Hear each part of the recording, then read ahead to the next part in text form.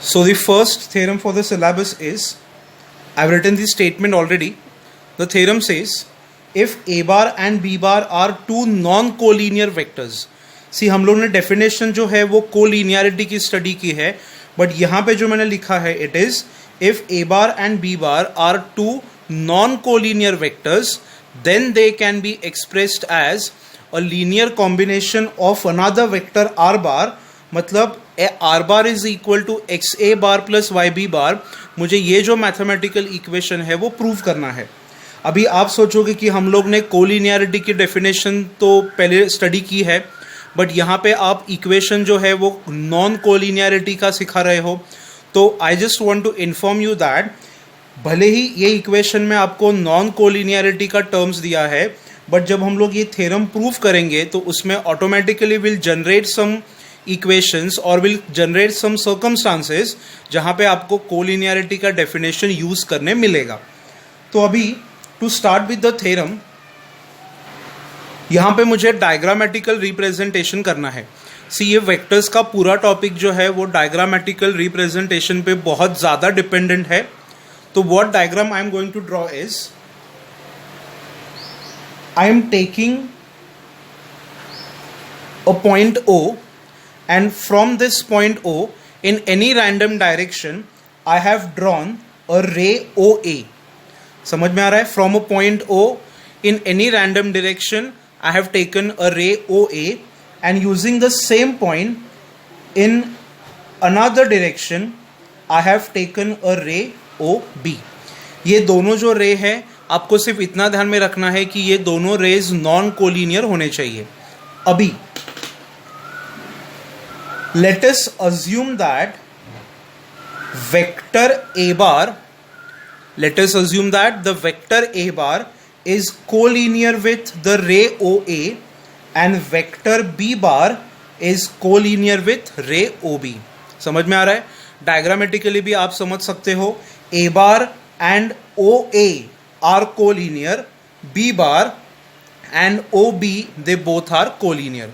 तो अभी अगर ये डायग्राम पे से आपको कुछ मैथमेटिकली अगर लिखना हो तो कैन आई से, पहले यहाँ पे हम लोग लिखेंगे let the vector O A bar and A bar they are collinear. Second point I write vector O B bar and B bar they are collinear. समझ में आ गया? ओ A bar OB bar, B bar, these two vectors are collinear respectively. So now as per the definition,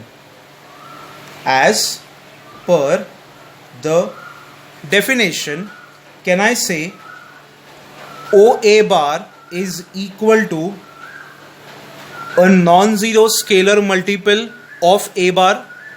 OA bar is equal to a non-zero scalar multiple x of A bar, and OB bar is equal to a non-zero scalar multiple of vector B bar.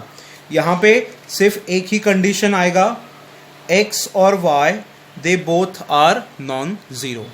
Definition हम लोग ने पहले ही study की है कि अगर कोई भी दो वेक्टर्स एक दूसरे के स्केलर मल्टीपल में अगर रिप्रेजेंट करते हैं हम लोग, तो वो दोनों वेक्टर्स एक दूसरे को क्या रहेंगे? कोलिनियर. तो using this assumption I have used the definition of collinear vectors. अभी क्या करना है देखो, हम लोग ने जो ये डायग्राम ड्रॉ किया है वो डायग्राम में हमें अभी थोड़े एक्सटेंशंस करने हैं. From point A I'll draw a vector in the direction which is parallel to OB. From point A I'll draw a vector in the direction parallel to OB, and from point B I'll draw a vector in the direction parallel to OA. इसके opposite ये vector है, इसके opposite ये vector है, and I'll name the point of intersection as capital R. और अगर अभी मैं ये दोनों points OR if I join them, यहाँ पे मुझे जो वेक्टर मिलेगा that vector will be called as the vector R bar. ये क्या कंस्ट्रक्शन किया समझ में आया? From A draw a vector opposite and parallel to OB, and from point B draw a vector parallel and opposite to vector OA and दोनों का intersection point is R and if I join with the point O the vector that I get is equal to vector R bar. अभी मुझे क्या करना है कि ये जो R bar है मतलब ये इक्वेशन में देखो आप the vector R bar has to be expressed as a linear combination of A bar and B bar. See many students क्या करते हैं ये जो दो इक्वेशंस है वो दोनों डायरेक्टली ऐड करेंगे एंड देन दिल कंप्लीट द थ्योरम. ऐसे अगर आप ये थ्योरम लिखोगे तो examiner might not give you proper marks. But अगर आपको प्रॉपरली ये इक्वेशन मैथमेटिकली दिखाना है तो आपको 11th स्टैंडर्ड के सिलेबस में you had a theorem called as the theorem of parallelogram vectors addition.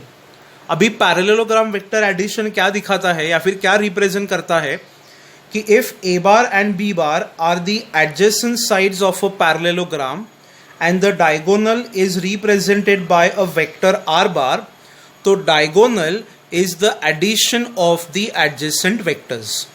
Rule क्या है? In any parallelogram, if A bar and B bar are the adjacent sides, then the diagonal represents the vector R bar. तो अगर ये diagram में मुझे अगर वही law use करना है तो यहाँ पे can I say in the quadrilateral OACB the diagonal OR bar यहाँ पे चाहिए तो आप ब्रैकेट में लिख लो by parallelogram law of vector addition. ठीक है, तो OR bar the diagonal is equal to the side OA bar plus the side OB bar. But OR bar मतलब क्या है तो मैंने ऑलरेडी यहाँ पे रिप्रेजेंट किया है. It is equal to R bar and what is OA bar तो उसकी वैल्यू हमने यहाँ पे निकाली है. It is XA bar plus what is OB bar तो यहाँ पे लिखा है हम लोग ने it is YB bar and this is nothing but we had to prove in this given equation. So basically अगर स्पेस में कोई भी दो वेक्टर्स हैं A bar and B bar and if those two vectors are to be represented as a scalar multiple या फिर as a linear combination of any other third vector तो this is the given equation. I will just highlight this equation for you. मतलब जब कभी भी आप इसका numerical solve करोगे तो न्यूमेरिकल में आपको ये इक्वेशन यूज करना है, ये इक्वेशन आपको प्रूव करना पड़ेगा.